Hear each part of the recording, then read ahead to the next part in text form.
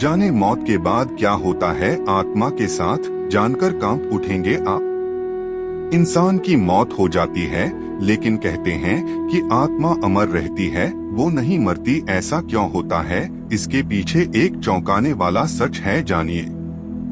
गरुड़ पुराण प्रमुख हिंदू धर्म ग्रंथों में से एक है।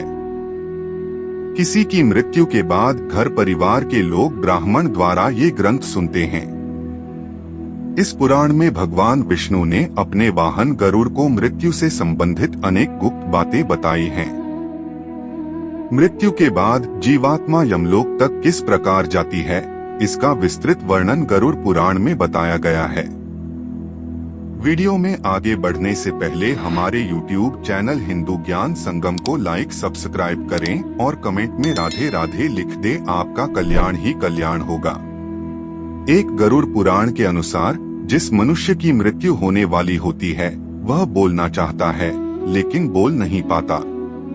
अंत समय में उसकी सभी इंद्रियां, बोलने, सुनने आदि की शक्ति नष्ट हो जाती हैं और वह जड़ अवस्था में हो जाता है, यानी हिलडुल भी नहीं पाता। इसके बाद उसके मुंह से झाग निकलने लगता है और लार टपकने लगती है। उस समय दो यमदूत आते हैं। उनका चेहरा बहुत भयानक होता है, नाखून ही उनके शस्त्र होते हैं। उनकी आंखें बड़ी बड़ी होती हैं। उनके हाथ में दंड रहता है। यमराज के दूतों को देखकर प्राणी भयभीत होकर मलमूत्र त्याग करने लग जाता है। उस समय शरीर से अंगुष्ठ मात्र, अंगूठे के बराबर जीव हा हा शब्द करता हुआ निकलता है, जिसे यमदूत पकड़ लेते हैं। दो यमराज के दूत उस शरीर को पकड़कर उसी समय यमलोक ले जाते हैं, जैसे राजा के सैनिक अपराध करने वाले को पकड़कर ले जाते हैं। उस पापी जीवात्मा को रास्ते में थकने पर भी यमराज के दूत डराते हैं और उसे नरक में मिलने वाले दुखों के बारे में बार बार बताते हैं। यमदूतों की ऐसी भयानक बातें सुनकर पापात्मा जोर जोर से रोने लगती है, किंतु यमदूत उस पर बिल्कुल भी दया नहीं करते। इसके बाद वह अंगूठे के बराबर शरीर यमदूतों से डरता और कांपता हुआ, कुत्तों के काटने से दुखी हो, अपने पापों को याद करते हुए चलता है। आग की तरह गर्म हवा तथा गर्म बालू पर वह जीव चल नहीं पाता है और वह भूख प्यास से तड़पता है। तब यमदूत उसकी पीठ पर चाबुक मारते हुए उसे आगे ले जाते हैं। वह जीव जगह जगह गिरता है और बेहोश हो जाता है, फिर उठकर चलने लगता है। इस प्रकार यमदूत जीवात्मा को अंधकार वाले रास्ते से यमलोक ले जाते हैं। 4 गरुड़ पुराण के अनुसार यमलोक 99,000 योजन वैदिक काल की लंबाई मापने की इकाई है। 1 योजन बराबर होता है 4 कोस यानी 13 से 16 किमी है। वहाँ यमदूत पापी जीव को थोड़ी ही देर में ले जाते हैं।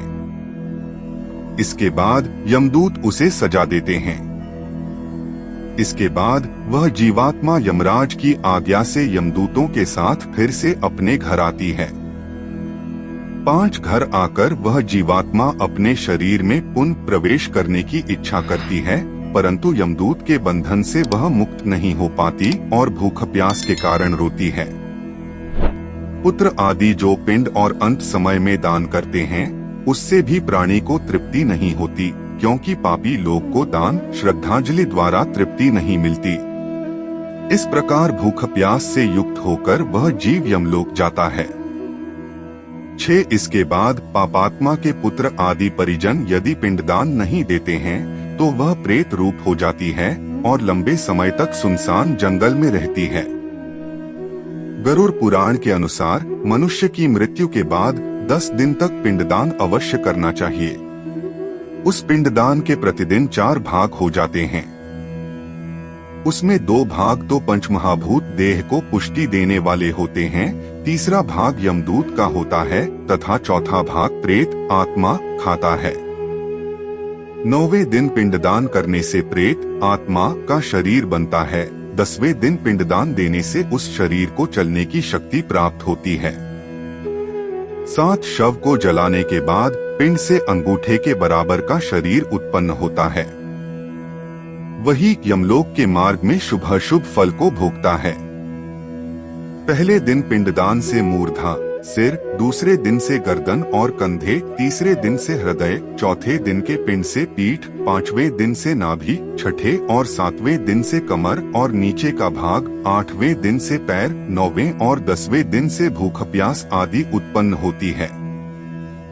ऐसे पिंड शरीर को धारण कर भूख प्यास से व्याकुल प्रेत 11वें और 12वें दिन का भोजन करता है। 8 यमदूतों द्वारा 13वें दिन प्रेत आत्मा को बंदर की तरह पकड़ लिया जाता है।